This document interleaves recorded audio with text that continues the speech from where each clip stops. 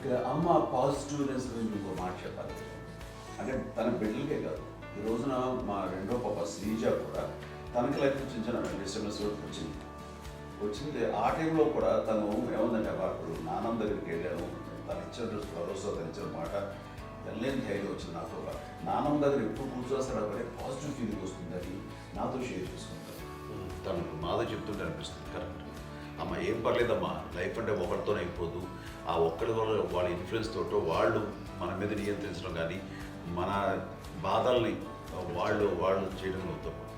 Just నువ్వు నీ గురించి నీ మనసులో ఏదనిపిస్తే నీ గుడ్ ఫీలింగ్ ఏది వస్తుందో ఆ ఫీల్ ప్రకారం వెళ్ళిపోదు. అంటే ఆ జనరేషన్ పీపుల్ ఎక్స్పెక్ట్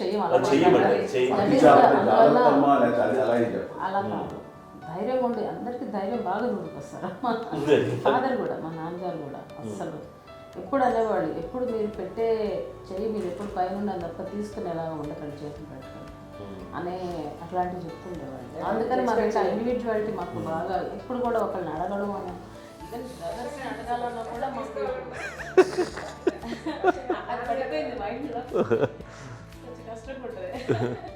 సో నాకు అంటే ఆవిడ మా అమ్మ ఏదన్నా కొంచెం డిప్రెస్ అయినా నేను చాలా ఎక్కువ అమ్మకి షేర్ చేసుకుంటే అన్నయ్య కూడా లేడు. అన్నయ్య ఉన్నప్పుడు ఓకే, లేనప్పుడు నేనే ఎక్కువ షేర్ చేసుకున్నాను. బట్ ద బెస్ట్ థింగ్ మా అమ్మ దగ్గర నుంచి హగ్ అండి.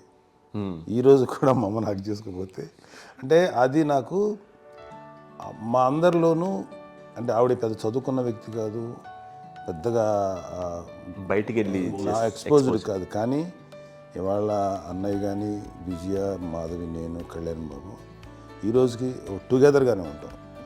మేబీ మాకు కొన్ని విషయాల్లో నాకు మా మాధవ్కి డిఫరెన్స్ ఆఫ్ ఒపీనియన్స్ ఉండొచ్చు, మా చెల్లికి మా అన్నయ్యకి అట్లా ఉండొచ్చు, ఉంటుందండి ఫ్యామిలీ అన్న తర్వాత. కానీ ద ఇన్విజిబుల్ బాండేజ్ మా అమ్మ ఇచ్చింది, ఆ లవ్ అండ్ ఎఫెక్షన్, హగ్, అవన్నీ ఆవిడ నాన్ వెర్బల్ అడ్వైజ్ ఏంటంటే అందరూ అలా కలిసి ఉండాలనేది ఆవిడ నుంచి మేము నేర్చుకోవాలి. అది ఇట్స్ ఇస్ నాట్ వర్డ్లీ, అది నోటి మాట కాదు, అది వెర్బల్గా కాదు, నాన్ వెర్బల్గా చెప్పినటువంటి ఇది.